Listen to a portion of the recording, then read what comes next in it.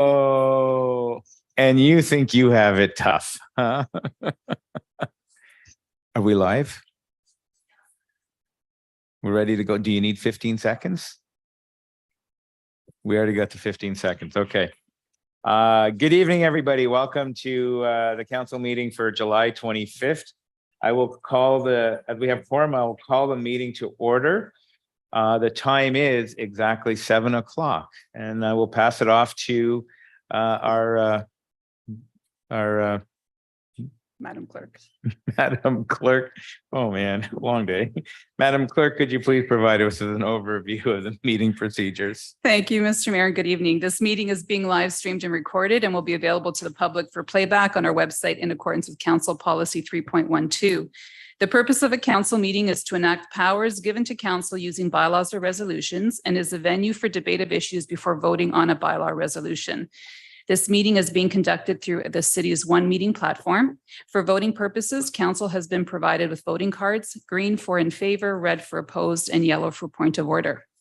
For members of the public who would like to speak during public question period under item 13, if you are participating electronically, please register as a speaker by clicking on the raise hand icon and turning your mic and camera on.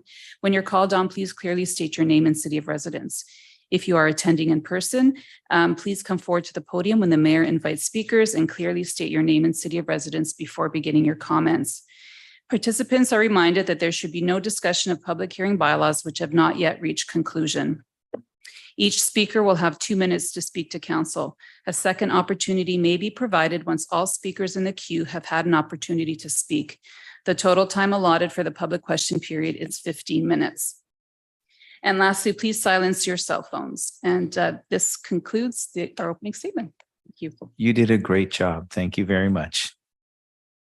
Oh yeah, right. Here I am.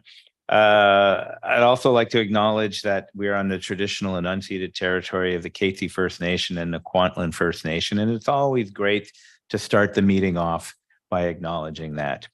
Madam Clerk, what's next on our agenda? First item on the agenda is approval of the agenda. Okay. Are there any amendments to the agenda? Seeing none, can I get a motion to approve the agenda? Moved by Councillor Doze, seconded by Councillor Duick. Any additions to the menu? Any additions to? I don't know what's going on tonight. Any additions to the agenda? Seeing none, all those in favor? It is unanimous. Thank you very much. We're going to move on to the adoption of the minutes for the regular council of July 11th. We have 2 closed meetings from July 11th and July 18th, and a report of public hearing on July 18th. Can I get a motion to move the minutes? Moved by Councillor Doze, seconded by Councillor Tan. Any questions or comments? Seeing none, all those in favor? It is carried unanimously. Thank you very much. What's next we have, Madam Clerk? The next item on tonight's agenda is a delegation. We have Bruce Foster and Ashley Isaac from the Maple Ridge Rent Bank. Yes, step on up. Introduce yourself. I'm Bruce Foster, and this is Ashley Isaac. We work with the Purpose Society, which is primarily, our head office is based in New Westminster. But we do have our Maple Ridge Pitt Meadows Rent Bank office just located kind of over that way, I think, in the Regis building, above the exercise. Yeah, the gym. The gym. So we're here tonight. I just wanted to jump in. You do have up to 10 minutes. Okay. So if you see me waving my hand, you got to wrap it up. No problem. Yeah. And then we can ask you questions. I do tend to talk a lot. I'll try to keep it straightforward. Thank you. So we did provide a PowerPoint, and I will go over that a little bit.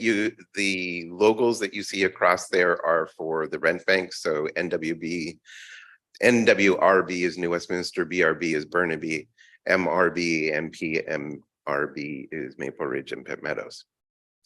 So Purpose Society operates rent banks in 3 communities. I oversee all of our rent bank programs, And Ashley is responsible for running our rent bank here in Maple Ridge Pit Meadows. We can go on to the next, just to put in some quotes by different people, but basically summarizing this is our program is about housing stability. So we're focused on keeping people who are facing temporary challenges in being able to pay their rent housed, so that they don't become unhoused and they don't fall into all of the challenges that come with somebody who isn't housed. So our focus is to stabilize them in their housing, which often includes providing payment for part or all of their rent for a period of time. Generally, that's about 1 month, but occasionally it may be more. And we also look at kind of what are the underlying potential causes as to why they're in the situation they're in. And that's not really included in this quote, but just to go over generally our purpose and what we do. So that whole idea and concept behind what we are is not only just to pay somebody's rent for a month or two, but what is going on underneath? Why aren't you able to pay your rent? I've got some stuff if you want us to leave it, because I've been pulling together numbers from last fiscal, but basically the primary reason that people are coming to us in this last fiscal has been related to either job loss, reduction of work hours, or some sort of government clawback of benefits that they're receiving. So in other words, a reduction in their income. So sometimes that's temporary, and it's just kind of helping them through that temporary period by helping support them with the rent. Occasionally, it is not a temporary situation. This is something that's now going to be an ongoing situation for the people. So again, it's about, are you potentially connected in with all the social safety network benefits that are available potentially to you? If you're not, who do we connect you with so that you can pursue those benefits and hopefully obtain them? Are we able to connect you with different organizations or groups within the community that might help you with food security, that might help you with costs of, I don't know, I'm stumbling a little bit, but other kind of different costs that you might be facing, that there's other organizations that may be able to help you out with those pieces as well. So a lot of times we work a lot with the Salvation Army here in the community. We work with the seniors organization here in the community, and a lot of other groups. Ashley can probably speak a little more to that. We meet regularly with Storm, which you guys are probably familiar with. If you can just speak into the microphone, please. Sorry. Thank you. So we collaborate with a lot of community partners. In fact, almost all of them in the community. We have like a very tight knit community here, where we come together monthly, just to share ideas, see where we can utilize one another. It's like a pretty tight network. And then I'm on the leadership team as well, so that I get to have my say a little bit more in some of the events going on, which just kind of like just tighten the services even more. But yeah, I would say Salvation Army is definitely one of our biggest partners that we work with, and they're always more than happy to lend a hand to our clients, especially when it comes to food or just even advocates and navigating the systems. The Ministry of Social Development, we work closely with them, just making sure that our clients are, navigating the system. It's pretty hard when you call a 1-800 government number and, you're not really getting anything answered. So we have a direct number to them where we can talk to the local reps, which is really good. Yeah. Yeah. So we try to do as much as that we can to help clients figure out where they need to go and where they might get some other supports and who can help them obtain those supports. And again, that's where senior service organizations come in handy, because people don't know about SAFER, which is the ongoing rental supplement, which is available through BC Housing. So there's lots of things like that we try to make sure we know about and that we connect people in. So the other thing with regard to people who are coming to us, like I was just putting together the numbers, and I was kind of surprised it's gone up quite a bit here in Maple Ridge. 74% of the people that we assisted last fiscal made $40,000 or less a year. Now, if you put that into context, because I asked Ashley to do just a quick overview of what are common rents right now, And I don't know if you remember the numbers, but A one bedroom is roughly around, 16 to 1700. A two bedroom is roughly around 2500. And then a three bedroom, we're looking at typically $3,500 and more. Yeah. exactly. So you can see how disproportionate the clients that we're helping with, their income is in relation to ongoing market rents.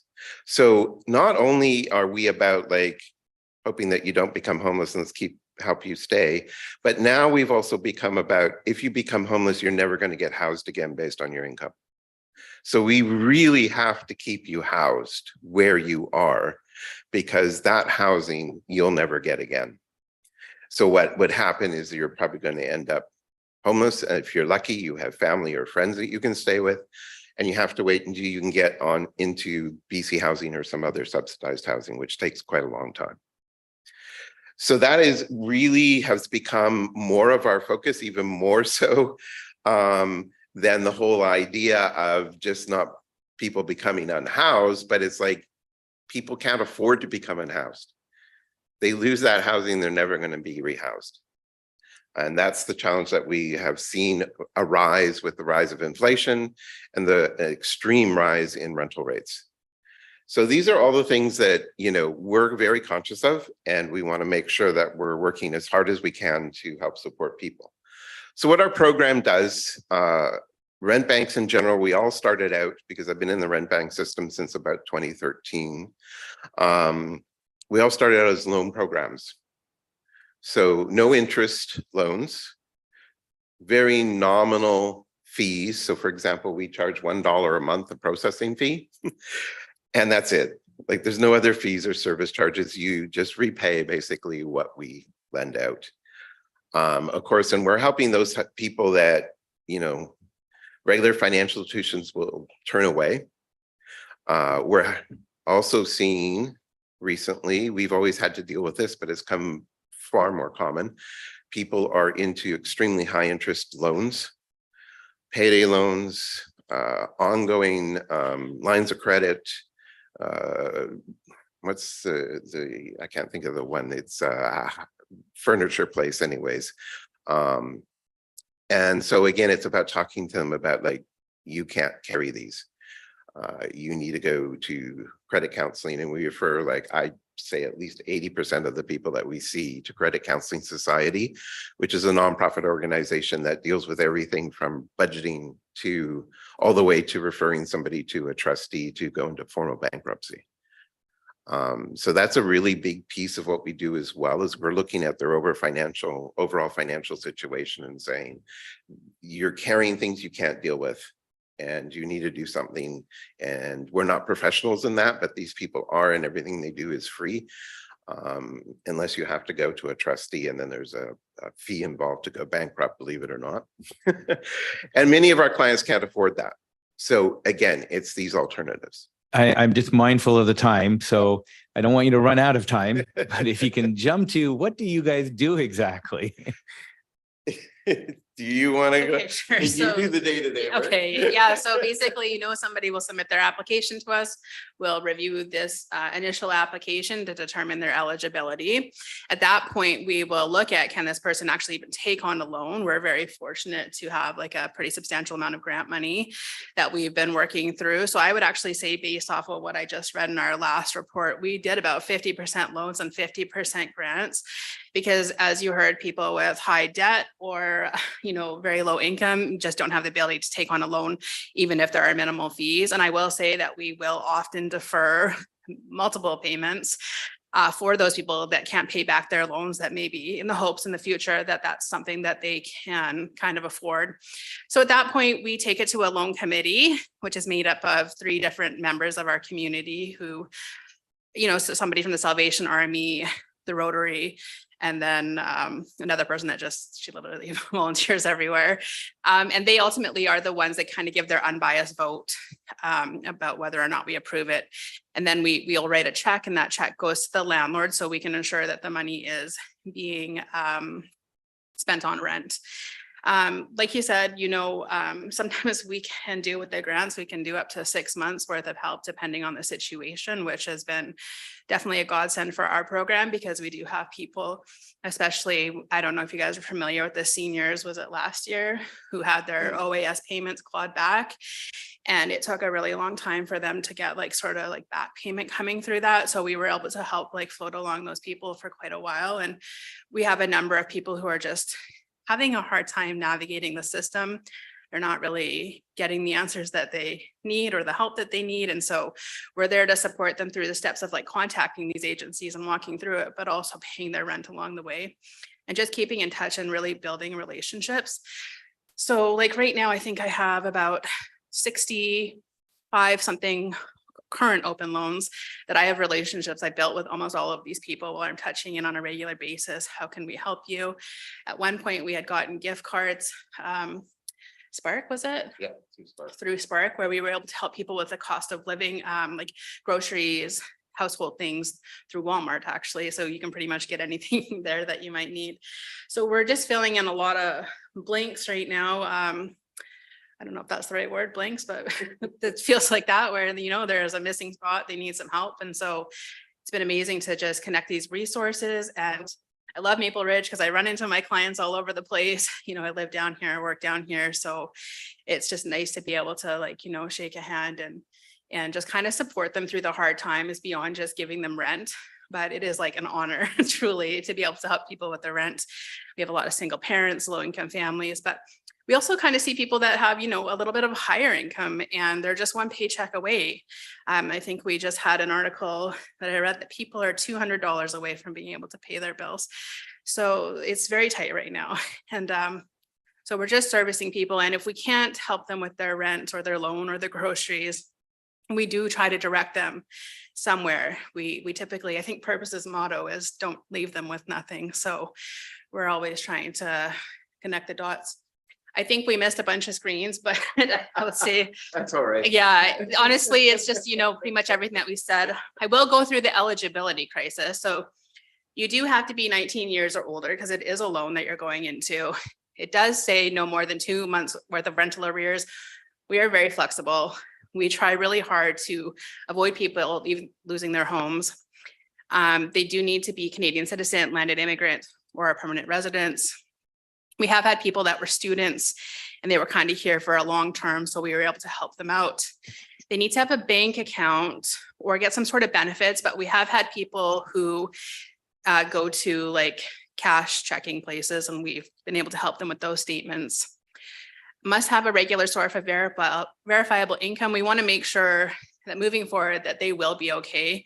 But again, we are very flexible with this program. And I would say sometimes we just we'll do the grant because they don't necessarily fit into the loan criteria. They can't have undischarged bankruptcy. Again, some flexibility when we have access to the grant money. ID, we just need to verify who they are, obviously. And then the loans must stabilize their housing for at least 3 months. So sometimes that means we're stabilizing their housing for 3 months, but we do want to ensure that they're going to be okay moving forward. Otherwise, we're ultimately delaying the inevitable. Yeah, the top reasons for the loan request is the rent arrears, which is probably our biggest one, really. On next month's rent, we do help with utilities. So we do help with hydro and gas, the pet deposit, the rent deposit. These are just some of the stories, of the people that we've helped. This was a single mom who was having a difficult time. She wasn't eligible for the benefits and she did apply for income assistance, but we kind of helped her while she was waiting along. For the sake of time, I'm actually not going to go through all of these. We're actually kind Perfect. of Okay, I think over you got time. the gist, but please call me anytime. So first thing we'll do, we'll make sure that council gets a copy of the whole presentation. Thank you for your presentation, but I will take a few minutes and open it up for questions. I'm sure some people may have some questions here. I'll open it up for Councillor Youssef. Thank you, Mr. Chair, and thank you for the presentation. And more importantly, thank you for the work that you do in the community. I really appreciate having organizations like this doing this type of work here. It's much needed. And just a quick question, couple of questions, if I may. What would be the number of clients that you would say you're currently working with in Maple Ridge? I actually meant to make this part of my little thing here, but I forgot. I would say about 98 to 99% of actually our Maple Ridge. Pitt Meadows has very limited rentals Mhm. and less services in general. So 98, I would say 98 to be safe, but like I would say like even in the last fiscal, maybe 2 or 3 were Pitt Meadows clients. So majority is definitely Maple Ridge that we're servicing. Oh, but how many? Oh, sorry. How many pre-assessments did we have? Like 100? I haven't added that up. Let's see. It's a good Ballpark. question. Yeah, I know. I have 64 open loans right now. A few Okay. of them have been paid off in the future. But as per applications and phone calls, I would have to get back to you with that Oh, because no, it's a lot. That's sufficient. That's Okay. sufficient. Yeah. And would you happen to know, sorry, again, if I'm prying, but the dollar amount, for example, that you're loaning per year? Yeah, I think, That's in here. yeah, I think it was around, yeah, So in this last fiscal, Mhm. we loaned out just over $30,000. We granted out almost $27,000. So that was 19 loans and 20 grants in the last fiscal. Now, you might think those numbers seem a little bit small, but the other thing is why I spent so much time going on about connecting people to services and that sort of thing. Just because somebody doesn't get financial support from us doesn't mean they walk away with nothing. If they come to talk to us or phone us or submit a pre-assessment, which you now do online, we try to help as much as possible to get them on the right track. And most of the time, the ones who apply, I'd say out of the ones that actually go through the whole process, because it is a fair bit of work, probably about 60-70% of them get approved. oh, in Maple Ridge, I would say that's like 99% of people get approved. Yeah. Yeah. So it's mostly people that have applied, and then when we're asking them for their documentation to support their situation, they kind of disappear on us. So sometimes it's because the process is too onerous for them. Sometimes it's because what they were telling us they can't really support. Sometimes it's because they just decide they want the money now. And we do get that occasionally where it's like, well, my rent's due today. It's like, well, we're a nonprofit. We're not a financial institution. We don't work on today. There's a whole process that we have to go through. So sometimes I think people are turning to those high interest loan places, unfortunately. But also sometimes they manage it on their own as well, which is awesome. Yeah, sometimes they get family, friends and figure out another way to do it. I'm just trying to, it's probably last year's. I brought in extra copies if you guys want the hard copy. You can just leave them there and we'll distribute them. Okay, I will do that. And So yes, thank you for that. And again, thank you for the work that you're doing. I don't think those numbers are small at all. I think you're doing good work, and I wish you a lot of success in the future, which hopefully means either growth in your numbers or not. As one who's on the Friends in Need Food Bank board, we want to be victims of our own success in that sense, kind of way, where our success ultimately leads to us going out of business. But at the same time, it's unfortunate that the numbers are growing, and there is going to be much more of a need for your types of organizations. So again, Yeah. thank you. so just to answer your one question, last fiscal, we received 148 requests for help. Thank you. So Any other questions from council? Seeing none, the only question I have is where do you get your funding from? for Maple Ridge, that's a good question, actually.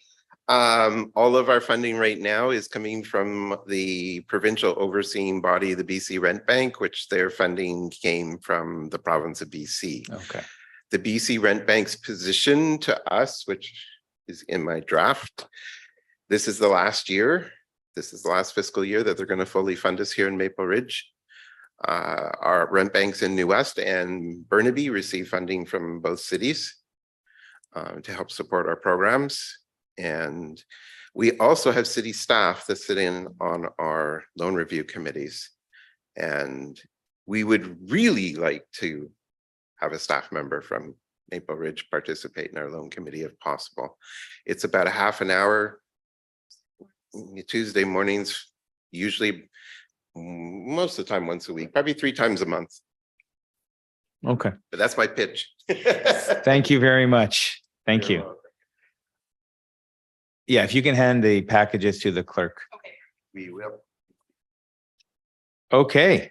Thank you for that information. Madam Clerk, where are we next? Next item is the consent agenda. The items listed on the consent agenda are to be considered for approval in one motion unless a member of council wishes to discuss an item and requests that it be excluded. Each item removed from the consent agenda will be debated and voted on separately by council. Thank you very much. Councillor Carreras. I would like to remove 7.4 correspondence from Black Press Media. I don't know if there's a place in the agenda or what the process is. So we would first do a motion if that's the only one that's off. It's the only one that's the only one I'm. Yeah, if that's the only recommending to one, take are there off. any other ones that are off? Seeing none, so then we would do a motion for the remainders and pass those ones or not pass them. And then we would go to your motion, the one that you're Why I pulled it. removing, Okay. and we would debate Perfect. that. Thank you. Okay, so you're pulling out the Black Press Media. Okay, Yes, 7.4. all right, so we're gonna put that one off to the side for now. Can I get a motion to move the other agenda items? Or the consent agenda items, moved by Councillor Duick, seconded by Councillor Doze. Any comments, questions on those items? Seeing none, all those in favor? And it is unanimous. Thank you very much. Can I now get a motion to move the Black Press Media letter? To move it. Are Move you- it. Yeah, we got to move it first. Yeah, but move it, like, do I move what I want to do with it or we're just moving it? Like you need my motion of what I want to Yeah, we do got with to move this. the motion and then we can debate. Yeah, but I'm just making sure it's my motion of action item on this. Okay. Yeah. So, So- I just want, I'd like to move that staff come back to us with a report around, Sorry. First we move it, then we can discuss it move it to what's the motion? so that we can discuss it. Okay, that's The what I was actual- asking. So it's a Yes. No? No. Oh, okay. Yeah. All right. Okay. Okay, so I'll go back to my motion. Okay, so I just want to move that staff prepare a report and come back to us around advertising on the 2 entities that are suggested in the letter so that we can we can have a discussion and make a decision on the request from Black Press Media. Okay. So that motion has been moved. Can I get a seconder for that motion? Moved by Councillor Schiller. Any debate or discussion on this letter, on this motion? Seeing none, then I'll call the question to refer it back to staff. All those in favor? Motion is unanimously passed. Thank you very much. And we're going to move on to the next item, Madam Clerk. Thank you. Next item is item 9.1, and these are the bylaws from the public hearing of July 18th. First item 9.1, application 2023-059, 28,304 96th Avenue to consider third reading and adoption of the associated zone amending bylaw number 7925-2023 to rezone the subject property from an RS3 single detached rural residential and P4 place of worship to RS3 single detached rural residential. And the purpose of the application is to allow the change of use of the existing building from a place of worship to a single family dwelling. Thank you very much. Can I get a motion to move this item? Moved by Councillor Schiller, seconded by Councillor Doze. Comments, questions on this item? Seeing none, we'll call the question. All those in favor? And a motion has been carried unanimously. Thank you very much. Next item, Madam Clerk. Actually, Mr. Mayor, just for clarification, the last motion was to give third reading, and so now we need a separate motion for final adoption of the bylaw. Are we going to final adoption of this bylaw? Okay. Can I get a motion to, I know you're looking at me funny.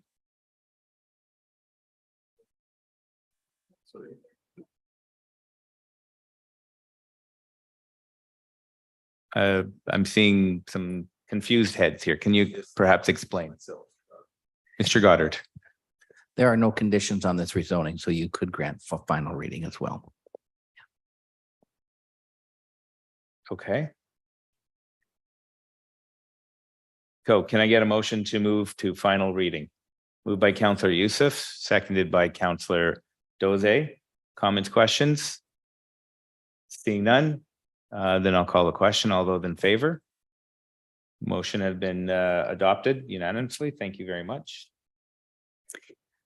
Item 9.2 is application 2017-002 RZ 24487 112th Avenue to consider for third reading of zone amending bylaw number 7943-2023 to rezone the subject property from RS3 single detached rural residential to RS1B single detached medium density residential, utilizing the Albion density bonus to permit R1 single detached low density urban residential size lots with minimum lot areas of 371 square meters.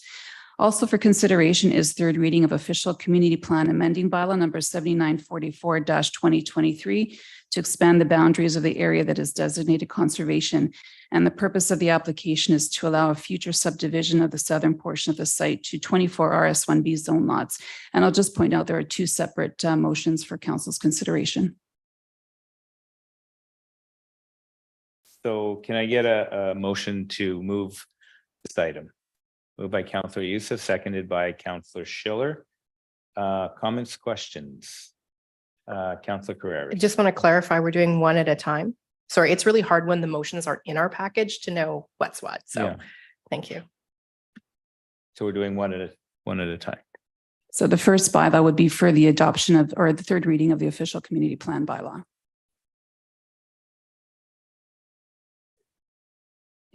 Okay. Any questions on that item? Councillor Schiller. Thank you, Mayor Remy. And I do just want to acknowledge that there is a large conservation area being achieved here with this rezoning. And I am supportive of it. Just thought I would take this opportunity to just ask if staff could just give a brief overview around the active transportation trails in the area as a whole. Just I've had a few questions come up around, I believe there's an equestrian trail in the area. Curious if that equestrian trail is actually on 112th Avenue or if it's adjacent to it. And just an explanation of how the development here will sort of tie into what else is going on.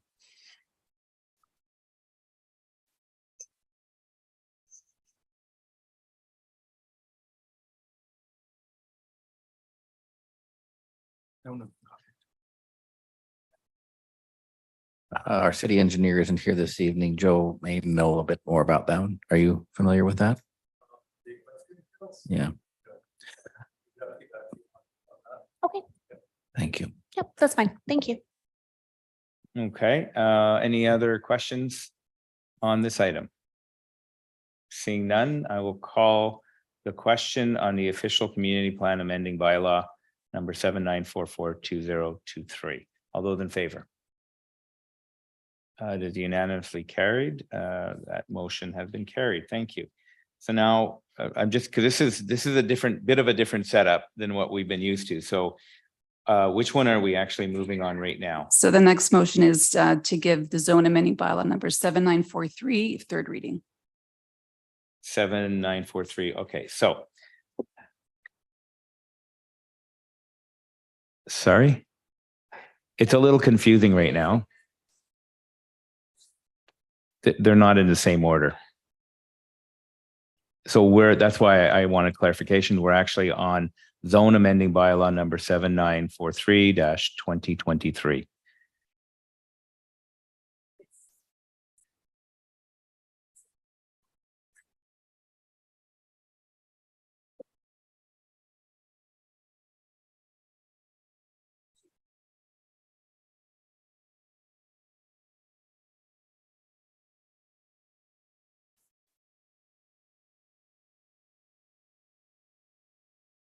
Oh, we good? Yeah. Okay, because I'm still a little confused myself. So the motion in front of us is zone amending bylaw number 7943-2023. Can I get a motion to move that item, please? Moved by Councillor Doze, seconded by Councillor Dewick. Any comments or questions on this item? Councillor Carrera. Just because there's some confusion and there's no reports in the agenda package to explain this, can staff just clarify what this motion is that we're voting on? Through the chair, I'm struggling a little bit with that as well, with the reports not here. However, we're rezoning these sites from RS1B to actually R1 under the community, the Albion bonus density provision. That's the zoning bylaw. And the OCP amendment is an adjustment to the conservation boundaries on the property to basically reflect the ground truthing of where the stream boundaries are relative to the developable area. So this one is just the conservation piece. This one is, no, that was the OCP one you just dealt with. Okay. This is the land use question, rezoning it from RS3 Okay. to essentially R1. Thank you. So just for clarification, if you're on 9.2 on the Prime Gov meeting viewer, if you click on that item, there's two attachments. And those two attachments are, well, if you click on that and you do the I button, it opens up into the actual motion. Just the motion, but there's no background. Yeah, that's 2 pages. That's all that I see in here. So is there any questions or item on this item? Seeing none, I will call the question. All those in favor? It is unanimously carried. Thank you very much. And again, this is a little strange for us, but is there a third reading to 17-2002 RD? That's what I'm seeing on my page here, 24487 1112th Avenue.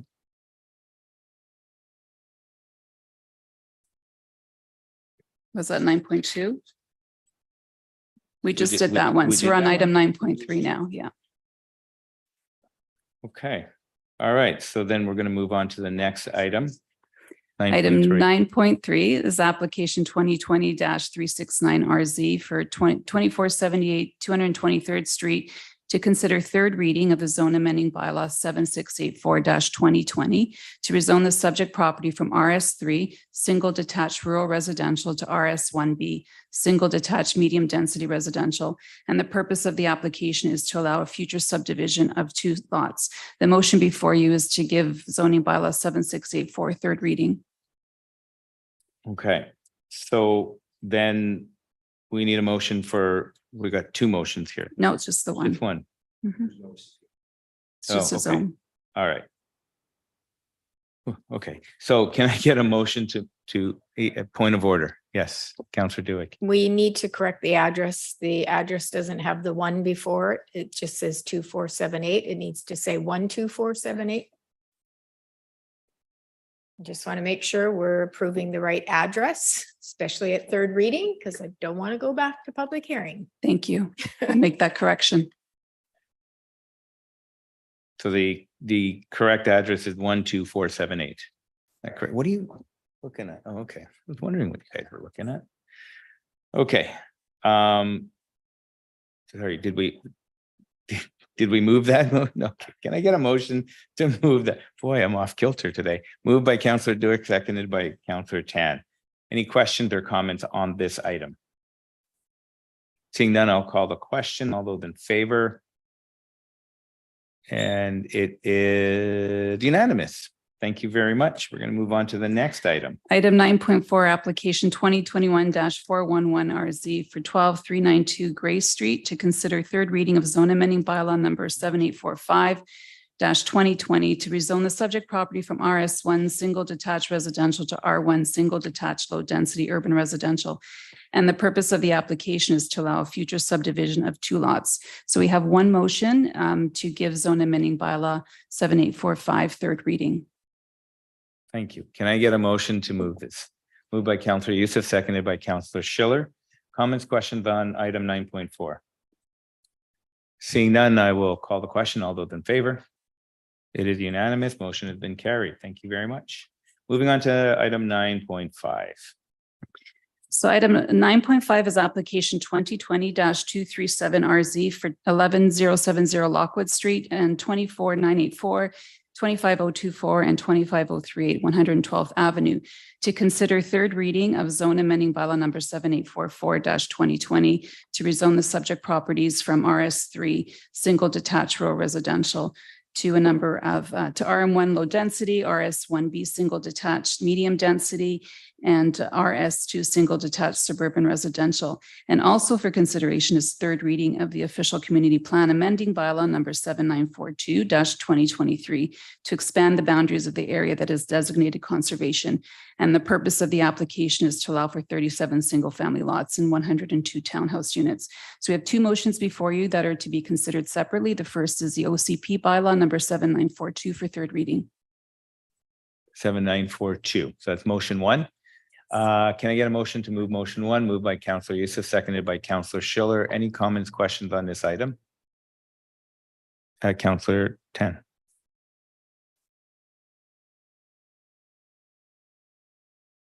Thanks, Mayor. And just to check that I got the right one, where this one is not the conservation area one. This one is the one on the OCP to permit land use. Great, thank you. Just to make sure I understand. Just for clarification, the OCP is for the designated conservation. Thank you. Sorry, with this one's the zone amending bylaw for land use. Thank you. Thank you, Madam Clerk. I thought about this one a lot. I think this comes from, I have a friend who lives in the area and I've visited her for a number of years now. And each time I go up, I go down Kanakan and go up 112 and and then I head on to the Bosenworth area. And I can see that neighborhood changing quite rapidly, and we hear a lot about folks who come to us and discuss the pace of change in Maple Ridge. And I think this can be quite challenging for a lot of folks. And I think for a really good reason. When I look at this and I think about sort of what a lot of us talked about, what we all talked about doing our strategic plans, we talked about the need for affordable housing. We have dire need for affordable housing. And we have the dire housing deficit. And I really struggled with that one. And at the same time, I thought about our need to be a fiscally responsible city. We know that in development like this, that's away from the city center, that there'll be a massive amount of infrastructure that the developer will build, but the city will have to maintain. And like my best idea is that it's about an 80% of the total life cycle cost of the infrastructure that the city would then have to bear and pay for. And I really struggle with that from the fiscal responsibility that we are. From what I understand, there is a fiscal burden on the city for this. And I think about the fact that the services are quite spread out. The schools are the one existing school far from this development is what spaces, and there's like no school. I think about the fact that so many of these kids will not grow up walking to school. They will, realistically, it won't be. They'll be driven to school day and back. It'll be hard for them to have the sense of independence away from mom and dad. We know that being driven to school back and forth is not good for kids. Generally, it's hard to say things in absolutes. But we do also know that, that people have to drive for groceries all the time. And the little country roads out there, right? It is really challenging for me. And when I think about what we signed up for, when we talked a lot about transit-oriented development closer to town center, and I believe incredibly strongly that there is not a need to give up quality of life to accommodate more folks in our city. We know that there are huge amounts of people moving to Metro Vancouver, and all these people will need somewhere to stay. And I'm a huge, huge believer that quality of life in Maple Ridge can grow up in Maple Ridge. And I believe that comes with very strong, firm urban planning, density around the town center that's transit oriented, so that less people have to drive, so that we have less of climate change impact, and that it's a boon for businesses because they have more customers. We have a more walkable, more vibrant downtown. All these things that people tell us they desperately want and need and expect from us, actually. Is that an expectation? And so I struggle with this. Unless I hear something else, I'm going to vote in favor of this project. And the largest reason because we have an incredible housing deficit, just massively incredible. And at this point, it feels like we're being caught between a rock and a hard place. I have no doubt that the homes being built here will be built of high quality. I have no doubt that whoever buys those homes will live in beautiful homes that are built well. And I just really want to say that I think this is a good chance for us to think, as I know our planning department, thanks to them, is putting together a housing action plan. I hope to see a development concierge that will prioritize transit-oriented development close in the town center and in Western Maple Ridge. And I really want to see those projects move forward. And I really think this is where we need to be with where municipalities want to go. And I know that, there are many, I'm really new to this table and I'm really new to the discussions. I'm not really privy to the previous discussions that happened around the council table. I can only just really offer my perspective of where I see the world now. And this is my perspective. And so laying it out there, Mr. Mayor. Thank you. Thank you. Any further comments or questions? Councillor Schiller. I will just weigh in as well, because this one has been challenging for me, and Councillor Tan has said it more eloquently than I can. But I echo the concerns. And this has been a struggle for me, because this development and the development of this area has been planned for a long time. And the plan is very thoughtful, and there's a lot of great stuff in there. And so for me, it's just more of a challenge as being new to this. It's not mean to disregard the choices that have been made in the past, but just simply at this moment in time, it does. It's a struggle for me to see how the benefits, how it benefits the community as a whole as we develop in these eastern areas that just don't have the infrastructure there. I don't see that being the best use of our dollars. And just given that we have such a need, I think we really do need to focus on where we can have, the most impact.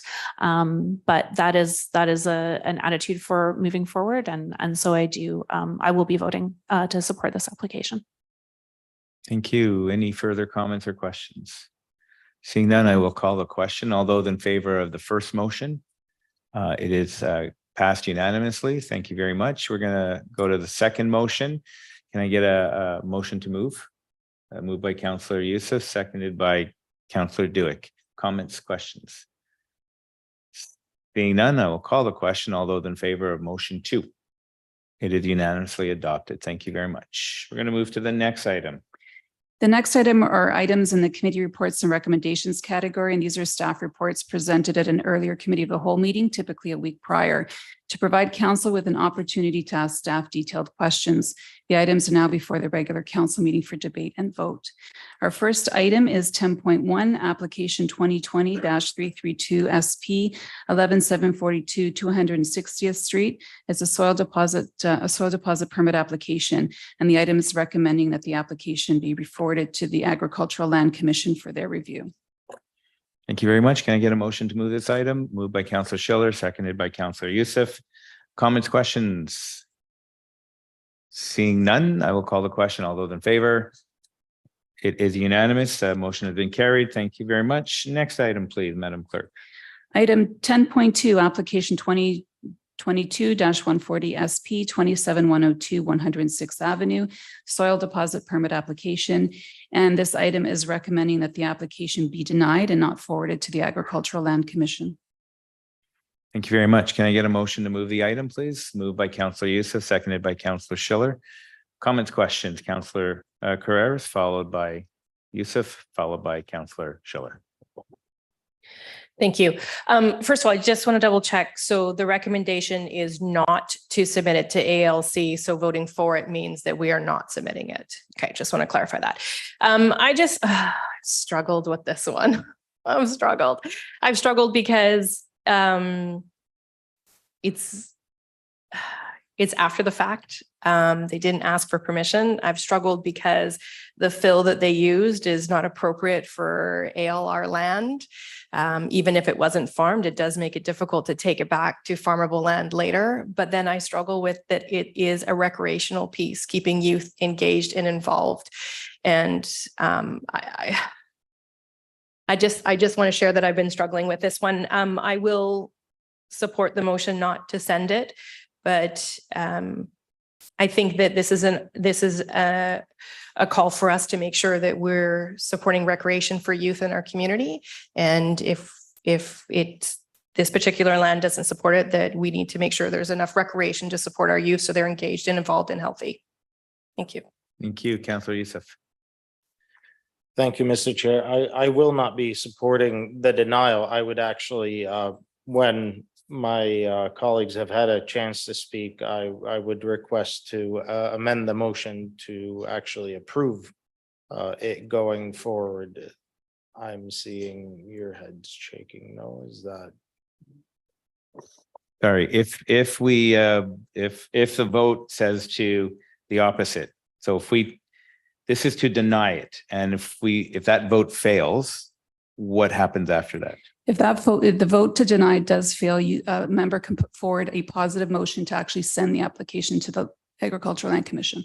Perfect, thank you. Thank you for that clarification. I appreciate that. So yes, I will wait until my colleagues have had a chance to speak, but knowing now the fact that this land was not being farmed previously, it was not producing food or feed, it was not classified as a farm. It was ultimately growing grass and rocks. And now it's being used in a positive way that's not only recreational, but is also one of the reasons why Maple Ridge continues to have such a rich athletic culture and facilities named after Greg Moore and many other Hall of Famers and local hometown heroes that are right here in Maple Ridge. And these are one of the many reasons why I will not be voting in favor of denial. And once my colleagues have had a chance to speak, if you'll entertain me, Mr. Chair, I'll put forward a motion to then vote in the positive. Thank you. Thank you. Councillor Schiller. Thank you, Mayor Remy. So I have considered this. I am supportive of this recommendation by staff. And while I can fully appreciate the desire of the residents to use the property as they see fit, when you live on ALR land, it does come with rules and it does come with regulations. And ALR land is for agriculture, and the fact that it's not currently being used for agriculture to me is beside the point. If you build a motocross course on it, it's never going to be used for agriculture. And so I support the work that the staff have done and the recommendation that they're putting forward. And I would just encourage us to, not just kick this down the road to another body to make the decision for us. Agricultural land is for agriculture, and I can't imagine why the ALC would support this. In any case, I will be voting to support this motion that the application be denied. Thank you. Councillor Tan. Thank you, Mayor. I like my colleagues struggled with this one because I think I can see both sides here. I read the parents' passionate letter to us about how they would like to make sure that their child has adequate training time, because motocross is a dangerous sport. And I can see that as a parent, having that property and really wanting to do the best for their children here and wanting to provide those recreational opportunities. I can really sort of hear the pain in the parents' voice. Please, let me support my child through this. And I look at the other side, which is that, we are living in a time when we are been called for a long time to think about 7th generation thinking. And what does this mean, like impacting us using the land in a certain way now? What does that mean for our future, for our kids, and all the way down? And, I think about COVID-19 and how when there were supply chain interruptions, how there's much of a renewed interest in food security. And I think to Councillor Schiller's point, the ALR was created just to make sure that BC does have food security, and that we do and as Councillor Schiller said, when you do buy land on ALR, there are rules. The land is often cheaper or less expensive. About this particular plot of land, so I won't speak to it. I won't speak too much to things I don't know too much about, but there are things come with rules. And so I really struggle with this one. I can really hear both sides. So I will be, the last thing is I want to acknowledge I'm not a technical expert in agricultural land. I don't understand soils. I understand that the fill used was not of high quality. And I can understand why staff recommended that we deny this. I am going to vote in support of sending this to the ALC. And then am happy to leave the technical experts to sort out with the applicant. Is there a way to accommodate both sides here? Is there a way for us to fulfill both purposes, both very important purposes, providing recreational opportunities for the youth so they can go on to high athletic pursuits, like Councillor Eustace said, and also ensuring our food security. Thanks, Mayor. Thank you. Seeing no further comments, I will add my comment to it. And I've heard both sides, and you know, colleagues have presented, you know, sound arguments for both sides. The challenge that I have is what's to stop other people in ALR land from doing the exact same thing and bypassing the city and saying, well, if we build it, they will come. And then it's just going to encourage more people to bypass the ALR rules. And trust me, to me, I'd love to be building housing on ALR lands. I'd love to be doing a lot of things on ALR lands, but there's a reason why those rules are in place. And for whatever reason, why this was done without consulting, without talking to the city, it was just done. And what we're left with is the decision: do we forward this to the ALC? I, in good conscience, cannot forward it to the ALC because it will open the door for more people to do the exact same thing. And we have seen lots of applications for ALC. Some are legitimate, some make sense, some don't. And while it's easy to pass it off to the ALC, I think we do have a responsibility as a municipality to ensure that we're doing our best to make sure that the rules are being followed, right? And there's certain situations where we even work with the owner to try to find a better solution to that. But this has all been bypassed. This whole incident has bypassed the rule. And it's put us in a position of, well, they have a motocross track, or they want to put a motocross track on there, and we should just let it go. I in good conscience, I cannot do that, so I will be supporting this motion to not forward it to the ALC. Any further comments or questions? Seeing none, then I will call the question. All those in favor of the denial, all those in favor? And we have 1, 2, 3, 4, 5 to 2. So motion has been carried. We will not be forwarding this to the ALC. Thank you for your words and your understanding. It's tough sometimes, but I think we need to not set us up for failure down the road. Madam Clerk, next item, please. Item 10.3 is application 2021-456RZ for 26635 Dudney Trunk Road to consider first reading of zone amending bylaw number 7955-2023 to rezone the subject property from RS3 single detached rural residential to RS2 single detached suburban residential. And the purpose of the application is to permit a future subdivision of approximately 3 lots and park conservation area. And the recommendation includes giving first reading to the zone amending bylaw, as well as asking the applicant to provide further information as outlined in the report.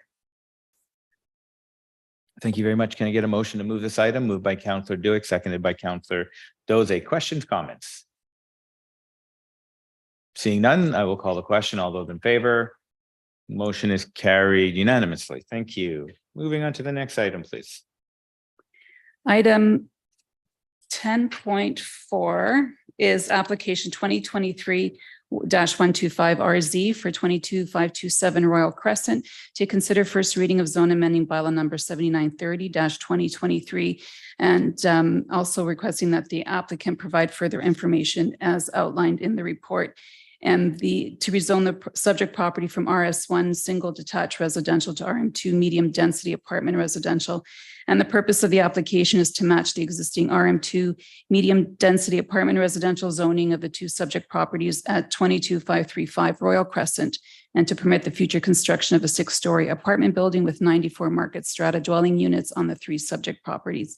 And the recommendation is to give zone amending bylaw first reading and that the applicant provide further information as outlined in the report. So there's two motions on this one? No, it's one motion sufficient. Okay. So can I get a motion to move this item, please? Moved by Counselor Doze, seconded by Counselor Duick. Comments or questions? Counselor Youssef. Thank you, Mr. Chair. And through you to the applicant, I hope that they will consider the possibility of adding some commercial space to the bottom floor of the building because it's so close to the downtown that it would factor into that nicely. And yeah, just wanted to add that comment. Thank you, Mr. Chair. Thank you. Any further comments? Counselor Chan.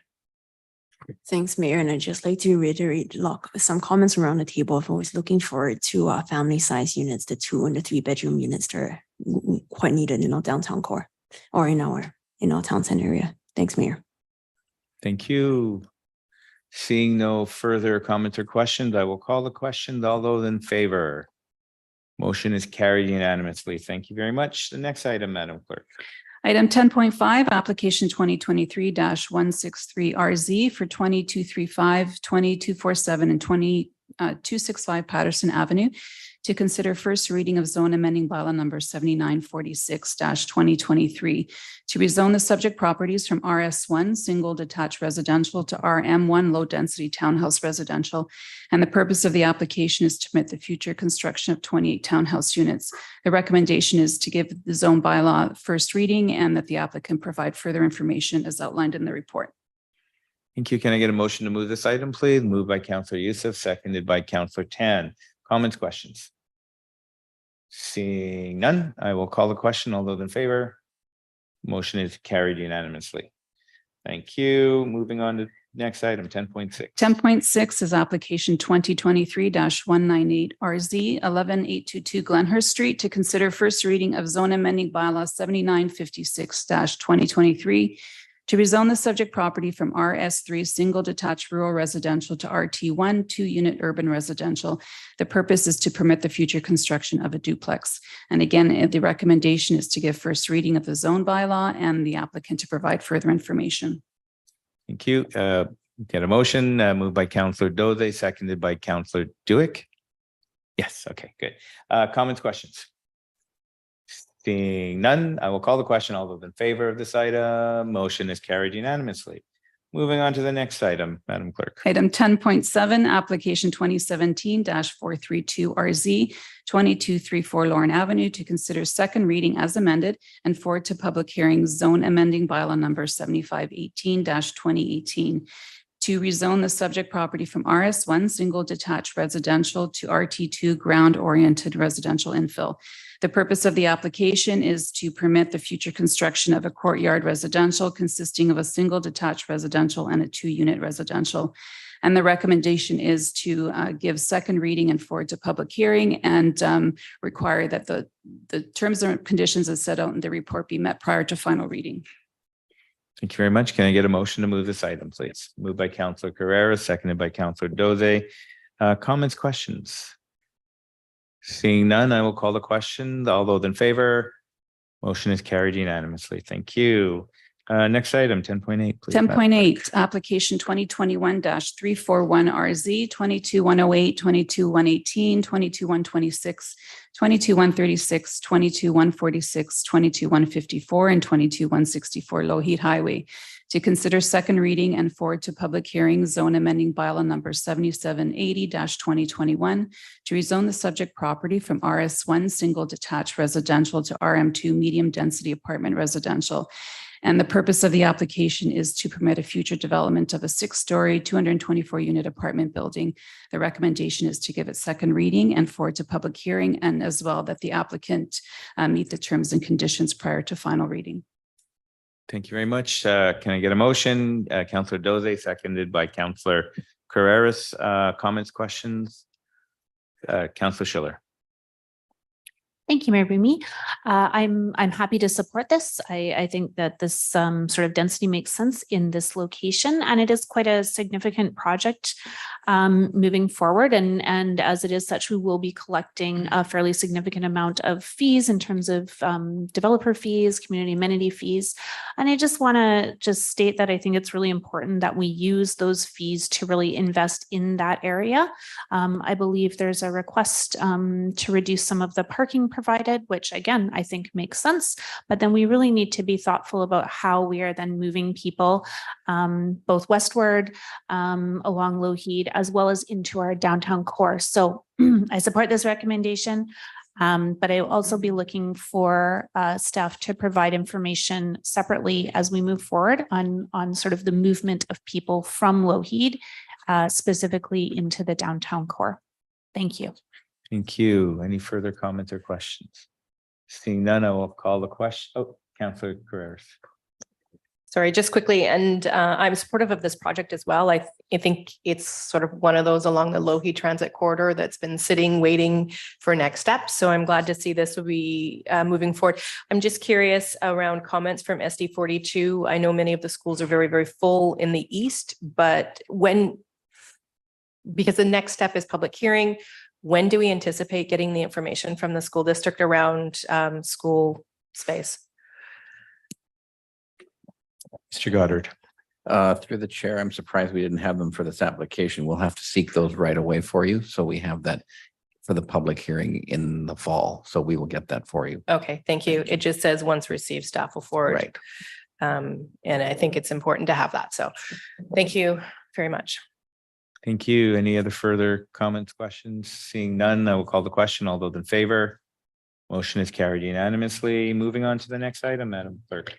10.9 is application 2020-421, a development permit and a development variance permit for 12026 Dunbar Street and 22137 Dewdney Trunk Road. And the purpose of the application is to permit future construction of a 6-story mixed-use commercial residential building. And the recommendation it can be done together is to authorize the corporate officer to sign and seal the DP as well as the DVP. Thank you. Can I get a motion, please? Moved by Councillor Doze, seconded by Councillor Youssef. Questions, comments? Seeing none, I will call the question. All those in favor of this item, motion is carried unanimously. Thank you. Next item, Madam Clerk, please. Item 10.10 is 14500 Silver Valley Road, request for sanitary sewer service connection outside the urban containment boundary. This item recommends that a sanitary service connection be supported as requested and forwarded to the Greater Vancouver Sewerage and Drainage District Board for consideration and approval. Thank you. Can I get a motion to move this item, please? Moved by Councillor Youssef, seconded by Councillor Doze. Comments, questions? Seeing none, I will call the question. All those in favor? Motion is carried unanimously. Thank you. Next item, please. Item 10.11 is 21903 128 Avenue, request for a sanitary sewer service connection outside the urban containment boundary. And this item recommends that a sanitary service connection be supported as requested and forwarded to the Greater Vancouver Sewerage and Drainage District Board for consideration and approval. Thank you. Can I get a motion? Moved by Councillor Doze, seconded by Councillor Youssef. Comments, questions? Seeing none, all those in favor? Motion is carried unanimously. Thank you. Next item, please. Item 10.12, award of contract EN 23-47 for Hammond Road multi-use path be awarded to BA Blacktop Infrastructure, and that a contingency for potential variations in field conditions be approved and that the corporate officer be authorized to execute the contract. Can I get a motion for this item? Moved by Councillor Youssef, seconded by Councillor Doze. Comments, questions? Seeing none, I will call the question. All those in favor? Motion is carried unanimously. Thank you very much. Next item, please. And 10.13 is the Fire Services Master Plan Final Report. And this item recommends in principle the approval of the 2023 Fire Protection Master Plan, and that staff prepare an implementation plan for council's consideration during business planning. And this revised recommendation is based on the report in your package dated July 25th and includes the revised recommendations that are a result of the questions posed by council at Committee of the Whole on July 18th. Thank you. Can I get a motion? Moved by Councillor Duick, seconded by Councillor Doze. Councillor Duick. Thank you, Mr. Mayor, and thank you for the presentation on the long overdue fire protection master plan. I had the pleasure of being on council when the first one was created. So it gives me great pleasure to be able to support this. And the approve in principle is great because there's a lot of really good information in here that I think every one of us around the table can approve. It's a matter of the implementation stage. So how is it we implement this? Because there's a lot of information, a lot of recommendations. And I appreciate Mr. Hartman and his team and the fire chief are going to have to go through a number of sessions to look at what does that look like? Where's the best place for another fire hall? What's, how do we handle emergency, our emergency program moving forward, our EOC, ESS, all those things that were addressed in here. So the great news is there's a lot of really good recommendations and information in the package. So that makes it easier for staff to look at the implementation piece. So thank you for all the hard work that went into this. And I look forward to the further information for the implementation plan. Thank you. Any comments, questions further? Seeing Councillor Schiller. Oh, sorry, Councillor, what? Councillor Carrera, what? Councillor Carreras, then Councillor Schiller. You even looked at me, you acknowledged the green sticker. I share a lot of what Councillor Duick said. I think it was about time that we delved into this, we relooked at this. It's been way too long since we had sort of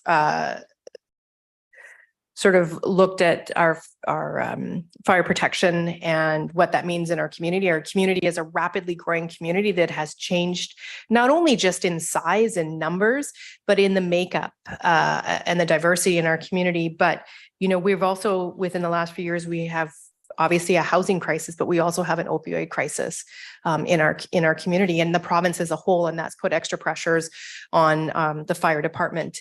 And I think it's just time that we've had that review, and it was really welcome to get the report, to read it. There was lots of really good information in there, lots of recommendations, very good recommendations, very thoughtful recommendations. And the hard part, of course, will be going forward is the implementation piece. And I think that that's something that we'll really grapple with during business planning in the fall for not this year, but for the coming years. This will be a big piece as to how we implement it. But I look forward to those discussions. I think they're important and necessary discussions. And I was really grateful to receive this master plan and to really start the work that we need to do in our community for fire protection. Thank you. Thank you, Councillor Schiller. Thank you, Mayor Remy. And the presentation we had on the master plan was extremely informative, and it did a great job at just sort of outlining where we were, where we are now, and where we're going to. And as someone who is newer to this, it was really helpful to think about, when you have a growing community and you talk about infrastructure needing to grow as well. The fire department is a really key piece of infrastructure in some ways. We've had some incidents lately that have been just shown, the value that the fire department provides, and they've been able to respond in the way that we would want to see. And so this is such a core service that the city provides. Often our fire department are the first responders when we are all in those difficult moments and we need help. Of course, as been mentioned, it's all about the details. So I'm glad that we're moving forward with an implementation plan so that we can all be clear around what the needs are and what the priorities are as we move forward together. Thank you. Thank you. Seeing no further comments, I'll just add my 2 cents to this as well. The amount of time it takes to actually put up an apartment complex, whether it be for ownership or rental, years could take 3, 4, 5 years and could be destroyed in a matter of an hour. It's incumbent upon us, where when we look at what's happening around not only Maple Ridge, but the province and the globe and the country, that these are investments that need to be made in order to protect and preserve our housing situation, our people, and allow us to be comfortable in where we live. So I think it's important that we recognize that, and that's why I'll be supporting this, obviously. So seeing no further other comments or questions, I will call the question. All those in favor? Motion is carried. Thank you very much. And thank you to our first responders who are here with us right now. History has shown us it doesn't take long. So we appreciate everything that you do. Okay, next item, please, Madam Clerk. We are now on to staff reports, and the first report is 11.1 Maple Ridge Development Procedures amending bylaw number 7931-2021 and approval of the amended development information meeting policy number 6.20. The item is recommending that the bylaw be adopted and the policy as well. And just to note, there are two separate recommendations on the floor or before you. Thank you. We've actually never come across where we've had two motions in the same section. So hence the confusion on our faces. Can I get a motion to move the first motion, motion number 1? Moved by Councillor Youssef, seconded by Councillor Schiller. Comments, questions on this item? Councillor Youssef. Thank you, Mr. Chair. I have a couple of questions through you to staff. Do these changes and amendments provide for applicants to be able to one day soon be able to see their application through the process as to where it is, what's required, that transparency piece? Are we getting there to where people can electronically see their application travel through our system? This is one of the first steps in which we're trying to improve our application process. This will essentially require all developers to make a full and complete applications at the beginning, which will assist in our review with staff to do them more efficiently. The second point I want to make is that's the electronic system that will be coming in the fall, the CityWorks project. And that will be coming together in August and into September and October. And that system should be up and running by the end of the year, we believe. And in that system, we'll make it far more efficient for staff as well as the applicants to see where they are in the process and be able to monitor their projects better. Brilliant. Thank you for that. And through you, Mr. Chair, how many touch points do we currently have, and will these amendments reduce us to as council with applications, for example? It will be an improvement. For example, we currently allow people to come for first reading with a very minimal information to council, and we've struggled over the years to try and really figure out what the project is.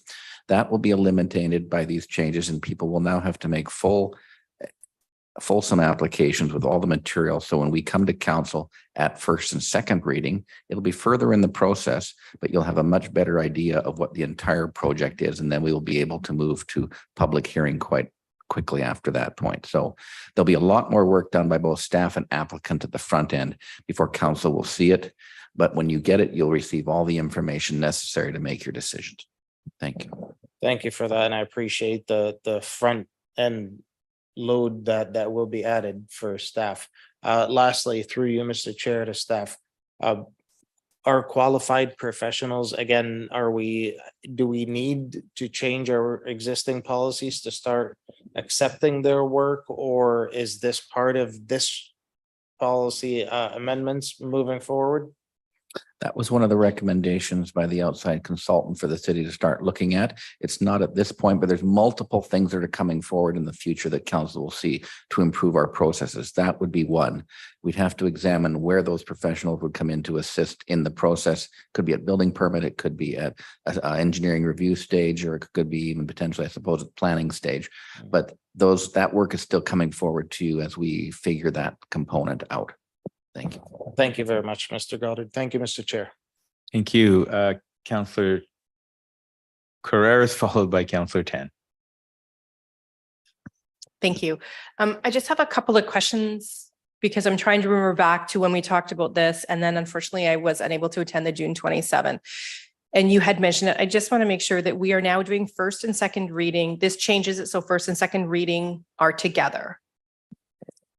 That is correct. We will be eliminating the first reading process now, and applications will have to come in their entireties with all their materials to us to assess immediately. once the application is received. Okay, I was just confused because there's the two first bullets under the executive summary talk about coming to first read in and within 1 year of the date of when first reading was granted.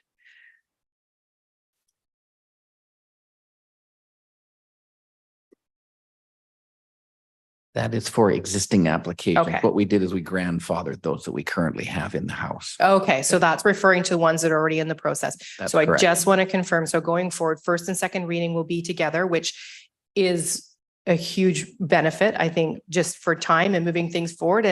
And to be honest, I think we've seen some abuse of first reading within the community where we approve, which is a very, very thin package.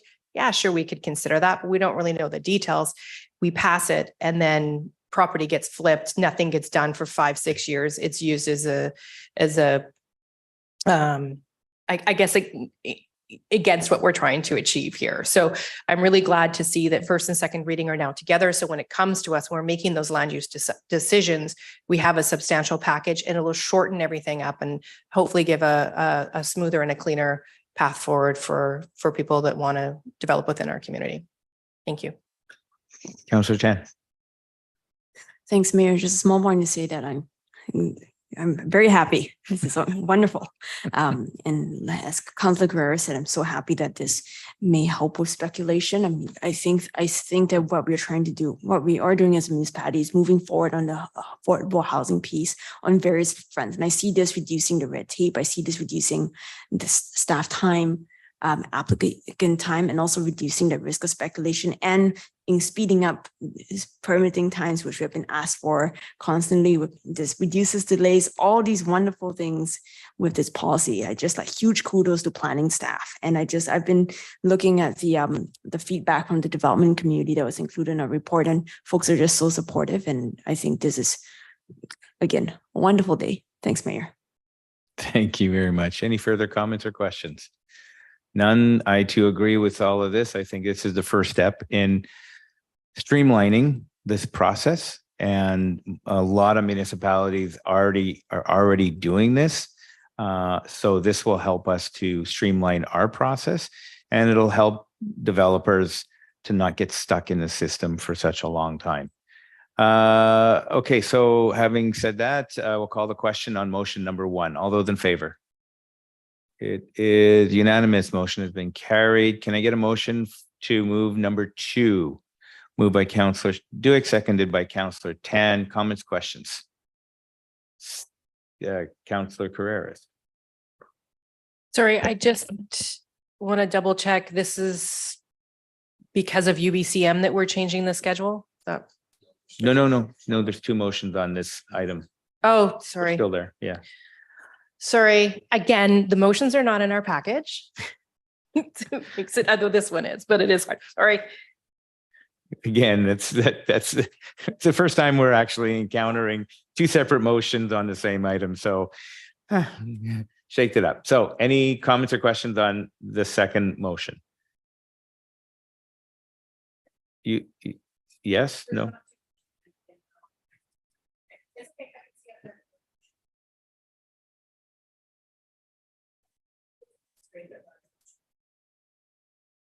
Do you have any questions? Okay. All those in favor? Motion is carried unanimously. Thank you very much. We're going to move on to the next item, please. Item 11.2 is a 2023 council meeting calendar update, recommending that the schedule be amended to include a committee of the whole meeting on September 12th. Can I get a motion to move this item? Moved by Councillor Duick, seconded by Councillor. Any comments, questions on this? No, I'm just gonna, so this is just rearranging things because of UBCM. Is that what I get from it? Just to make sure we don't have too long of a break to do our work? Okay, Yes. thank you. Yes. Seeing no other comments or questions, I'll call the question. All those in favor? Motion is carried unanimously. Thank you. We're getting down to the end here. Next item. Item 11.3, remedial actions against landowner of 13473 224th Street. And this item recommends that council approve a remedial actions order against the landowner of the subject property, and staff are available to answer any questions. Can I get a motion to move this item, please? Moved by Counselor Youssef, seconded by anybody? Counselor Ten. Comments, questions? Counselor Schiller. Thank you, Chair. I just want to say a quick thank you to staff for bringing forward a recommended course of action. This has clearly been a long ongoing issue, and I'm just really glad we have a way to move forward. So thank you. Thank you. Seeing no further comments or questions, I will call the question. All those in favor? Motion is carried unanimously. Thank you very much. Moving on to the next item. Item 11.4, 2023 UBCM Poverty Reduction Planning and Action Grant Stream 2, recommending that council endorse the grant application to UBCM's Poverty Reduction Planning and Action Stream for a $50,000 grant towards the community gardens from soil to table and more. Thank you. Can I get a motion to move this item? Moved by Counselor Youssef, seconded by Counselor Duick. Oh, everything's slowing down now. We're supposed to be speeding up. We're almost done. Comments or questions? Seeing none, call the question. All those in favor? Motion is carried unanimously. Thank you very much. Madam Clerk, I think we're going to go to Public question period. So again, participants in the public question period are reminded that there should be no discussion of public hearing bylaws which have not yet reached conclusion, and each speaker will have 2 minutes to speak to council. A second opportunity may be provided once all speakers in the queue have spoken, have had an opportunity to speak, and the total time allotted is 15 minutes. Thank you very much. Is there anybody in council chambers or online who wish to speak, ask a question? Nobody's online. Nobody's in chambers. Then good. There's nobody here. Thank you. We'll move on to the next item. The next item is item 14, Mayor and Councillor reports. Okay. Before we jump into spreading the love everywhere, I want to give my bit here. And if there was ever any doubt, tonight, Mr. Goddard, you came through with the answer that we needed. And for that reason, you're sorely going to be missed here. I want to congratulate you, sir, on your, on your impending retirement. I mean, you've been a director of planning here for 18 years and 33 years in local government. That is not something that can be replaced.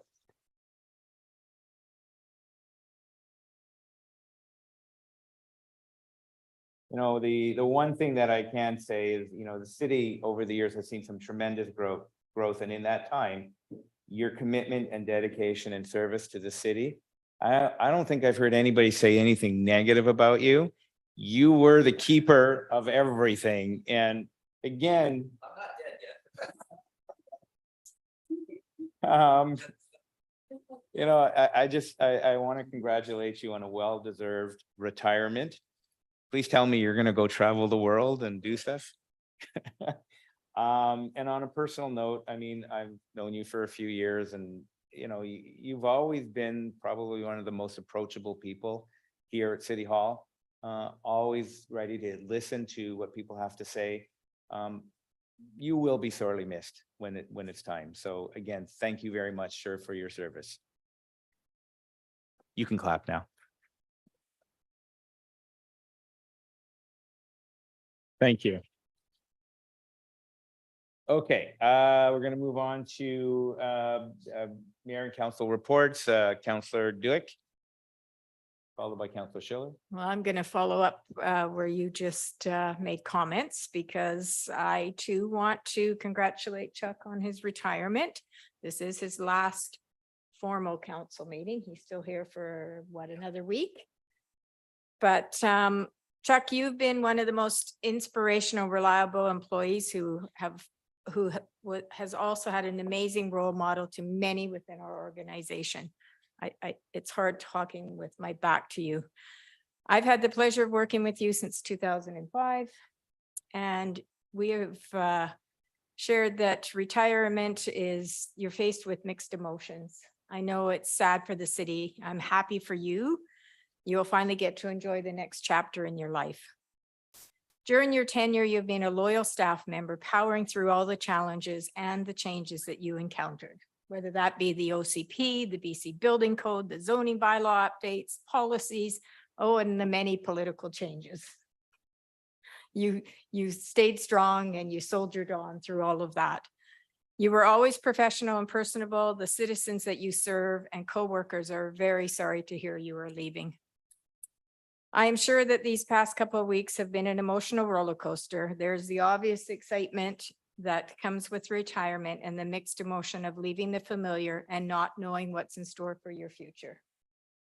I will personally miss you, my friend. I wish you well in your next chapter. Thank you for all your dedication and years of hard work. Thank you. And round of applause. Thank you. Now I do have a report. Oh, you used up all your time. Go ahead. I'm going to take some time from the last one that I didn't have a report. I just want to talk about the Haney Builders Block Party. Absolutely fantastic. I think many of us went to it. Laura Johnson and her team did an amazing job of organizing the event. It was just awesome to see so many people, families participating in the music, the entertainment, the food. The positive vibe was just amazing. And then the collaboration with the BIA and the night market, again, everybody was like, we need to do more of this. It was just the excitement in that block. And they're saying we're going to make it bigger next year. So I think it's really well received. Everybody had a fantastic time. The mayor, you did an excellent job of picking who was going to win the contest. I'll let you speak to it at your report, but it was really fantastic. That's it. And I hope everyone has a wonderful summer break. Thank you. Thank you very much. Councillor Schiller. Thank you, Mayor Remy. And Mr. Goddard, you and I have had a couple opportunities to work together. And so, yes, I would be remiss in just saying that if I didn't say that, you will be sorely missed. I think the City Hall will never be quite the same without you. And thank you for all your many years of service to this community. Thank you. I did also just want to talk about the very first meeting of the mayor's climate task force. Sorry, Mayor, I'm sure you'd like to speak to this as well, but I just wanted to share my perspective. In many ways, that moment was something I personally have been working towards for a number of years.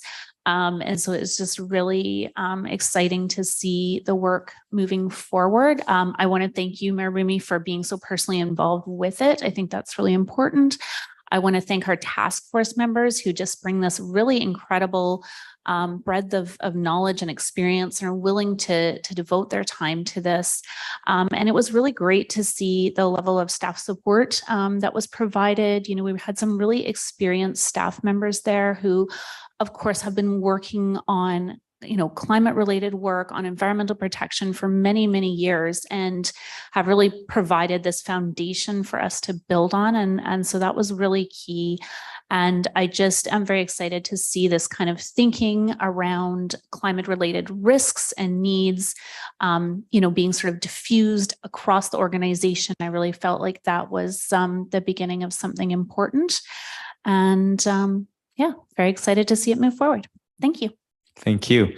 Councillor Carreras. Thank you.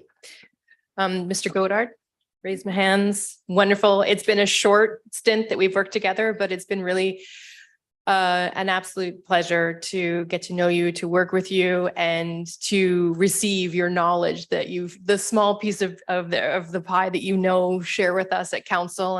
And I wish you all the best in the future. And I'm just really grateful for the time that we've had to work together around land use and planning and Maple Ridge, all things Maple Ridge. So thank you.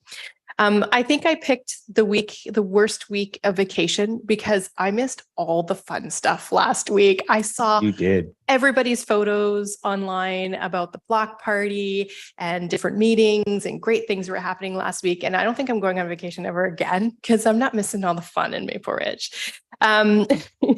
I did zoom in on vacation for a couple of meetings, but I do want to give a quick update on the PRC. So Parks, Recreation and Culture Advisory Committee had actually quite a full agenda last week, and we talked about some really great things, and I'm super excited that they're just in the hopper, and I know they're going to come to us very quickly. One is we got sort of the first peek at the start of Maple Ridge's first urban forest management strategy, which I know some around this table are going to be super stoked to look further into. Right now, so this is going to deal with all the trees on private and public property within Maple Ridge. And I think there's just a lot of reasons to look into this and build this strategy. Right now, they're just looking at the current state of urban forests, and they're hoping that there'll be some public engagement in fall of 2023. And of course, it'll come to this table at some point. And I'm actually, there's a lot of nods, but I'm really excited. The other thing we talked about is an overview of the redo of the Maple Ridge Park, the playground area. We got to see sort of this first rough drawings of it, and it looks like there's some really cool things that are going to happen down there.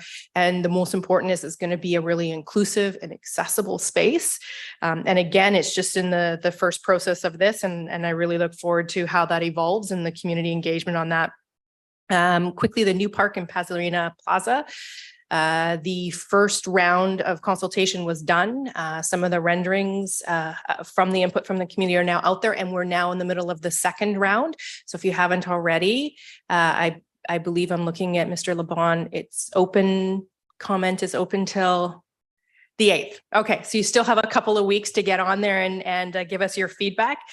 We love your feedback. Please, please, please look at it. It looks really cool. And then the other thing that we had a long discussion about, and it's an annual review and it will come to this table, is the recreation fees and rental fees for the coming year. So we had a long discussion at the committee around that, and there'll be further work and it'll come to this table. I too want to wish everybody a really wonderful August, and I hope that you pick a better vacation week than I did when nothing fun is happening. I wish you find some time to rest and spend time with family and just get that much needed break that we all need. And just on a personal note, I just want to wish it's my husband's 50th birthday, and I'm here with you guys. So I just want to wish him a happy 50th birthday. Thank you. Thank you. Councillor Youssef. Well, happy birthday. Oh, Mr. Goddard, it was a day that I knew would come. And here, oh, come. It's been a wonderful 5 years of friendship, of knowledge that you carry with you, of just a warm heart that's always pleasant with a smile. You will be sorely missed is a massive understatement. At a certain time, I was talking about possibly cloning you and having 3 or 4 around City Hall. And at a certain point recently, you said you were doing 3 jobs. So there, yeah, we need to start recruiting. No, it's unfortunate, but it is come to that. I'm sure you have great plans. I look forward to some actual writing now that you'll have some time on your hands. So thank you for all your years of service and for all the service that you've provided and being such a wonderful example to all of us that are in the public service sector. Thank you. Thank you, Mr. Chair. Thank you very much. And the good news is nobody's going to mistake me for Chuck anymore. Or the other way around. Well, sir, I yield the floor to you, my liege. On that note, I'll just throw in my few things. Last week, Thursday, Friday, Saturday, if you didn't have a chance to see Mayor Viking on the stage at Bard on the bandstand, you missed it. And my crowning moment in each performance was my sword fighting. They really liked my sword fighting. It was a blast with a lot of fun. There were probably in all each night 50 to 60 people there. It was fun. The weather actually held out, except for the third night when the mosquitoes started coming out and you couldn't swat at them because you're standing straight. That's what the actors tell me. So it was fun. Look forward to see what they come up with next time. Let's see, you mentioned the block party. What was fabulous, like you said, Councillor Dewick, and there were two things that I judged. One was the chair making contest, which were they were given pallets and you had to make chairs, whether they be Adirondack or any other chair. So I got to sit in all of them, and thankfully there were no splinters. They had, I think, 2 or 3 hours to actually build these chairs. So I chose the one I thought was the best one. Yay. But even more exciting was there was a raffle on for 2 electric bikes, and the value were $3,000.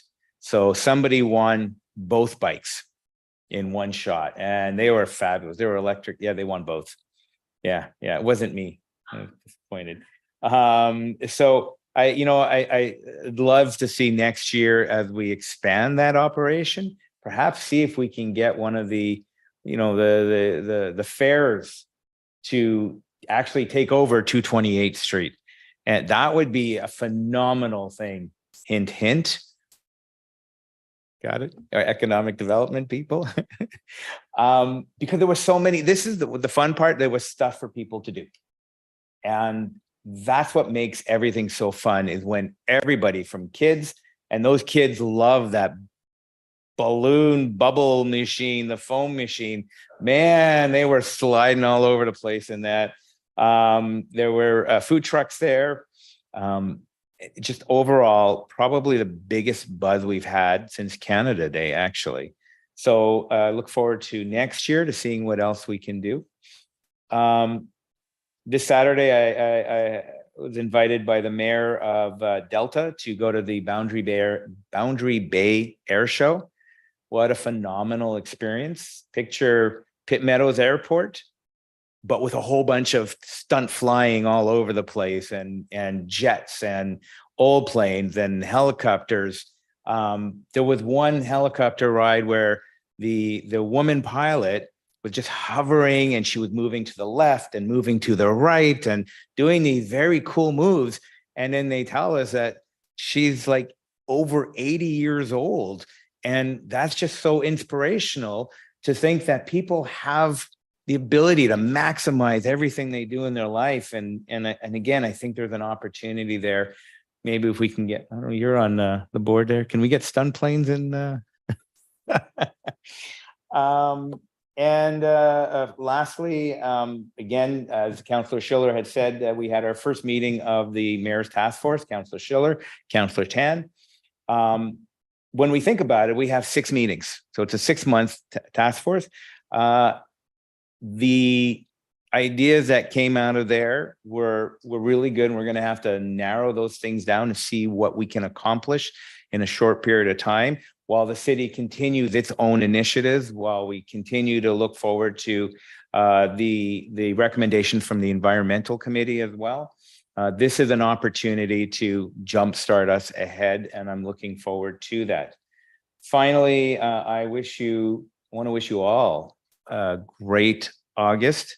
I myself might be slipping off to Mexico for a couple of weeks, which means our deputy mayor, Tan, you're in town, right?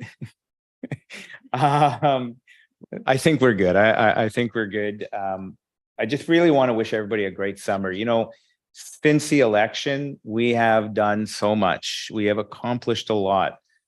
We've done 2 leadership summits, one on climate, one on housing. We're modernizing some of our bylaws, such as the one we just passed today. There is so much more work to be done. And as the corporation and the city settles itself down, we continue to push forward. The rest of the year is going to be packed, jammed with lots of things to do. So take the time off and enjoy yourselves. Same goes to the staff. We really appreciate everything you've all done. I can tell you the mood around town has been great. People feel good. They feel happy. even the response that staff give now to some of the emails that are coming through, to be honest, they're great. You know, you're taking the time to answer questions in a thoughtful manner, not necessarily one that is a canned manner, but one is thoughtful and trying to get to the heart of what it is somebody's talking about. That's what's going to continue to propel us forward and make us a better community, make us a better city that can react and adapt to the many challenges that we face in the future. So again, thank you for everything you've all done. I have nothing further to say. Mr. Hartman. Ooh. Thank you, Worship. This is a little unorthodox, but given the fact that this is Mr. Goddard's last and final council meeting as our Director of Planning, I thought it might be an opportunity for him to address council. I'll save my final remarks for his going away celebration that'll happen later in August. But Chuck, over to you.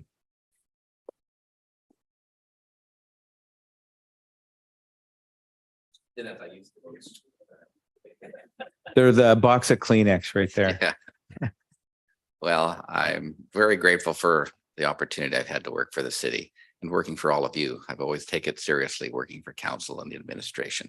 We have a great team here, and I'm very confident when I leave, you'll be in good hands as well.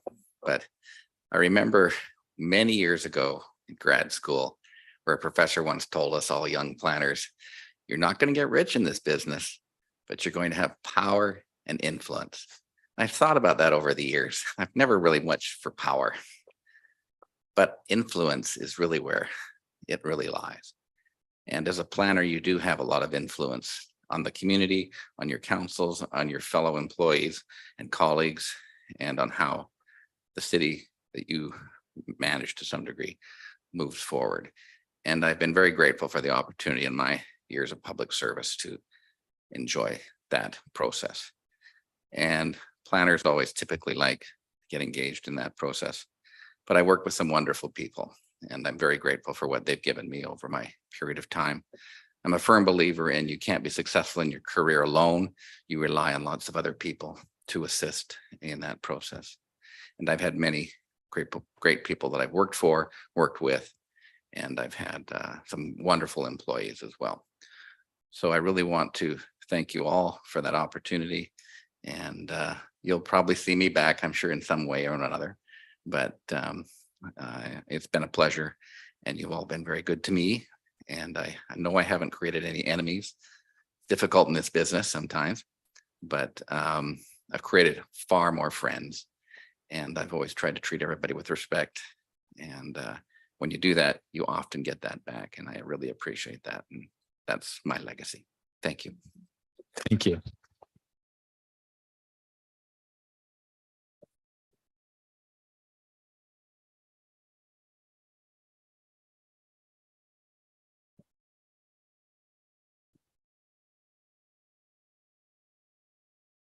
You want to add anything? Not enjoy your summer? Oh, okay. What about to council? I'm on dangerous territory here, but enjoy your summer vacation. We'll see you in September.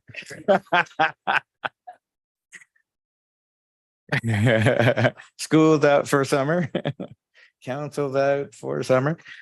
Seeing as how we have no further business, I will adjourn until September. Thank you very much.